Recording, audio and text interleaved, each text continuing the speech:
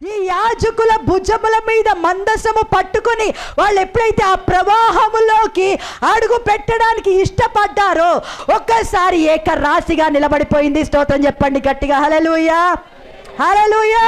దేవుని ఆజ్ఞకు నువ్వు లోబడితే, దేవుని మాటకు నువ్వు లోబడితే, ప్రవాహం ఏ పైన నుంచి వచ్చినా కూడా నువ్వు మందసము పట్టుకొని, మందసం అనేది యేసుకి సాదృశ్యము, యేసుకి సాదృశ్యము. ఆ మందసములో 10 ఆజ్ఞలు కలిగిన రాతి పలకలు ఉన్నాయి. ఆ మందసంలో మన్నా కలిగిన పాత్ర ఉన్నది. ఆ మందసములో చిగురించిన అహరోను కర్ర ఉన్నది.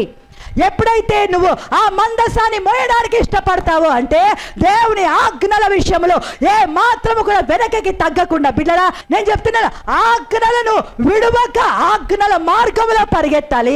రెండోది ఏం తెలుసా, మన్నా కలిగిన పాత్ర దేవుని యొక్క వాక్యానికి 100% మీద అయితే చూపించాలి. మూడోదిగా అహరోను చిగురించిన చేతికర ఆ పునరుత్థాన శక్తి మీద నువ్వు ఆధారపడినట్లయితే ఏమవుతాయి తెలుసా, అడుగు పెట్టిన తోడనే ఏకరాశిగా నిలబడిపోతాయి శ్రమలు. నేను దాటలేవు అవి. స్తోత్రం చెప్పండి. హల్లెలూయా.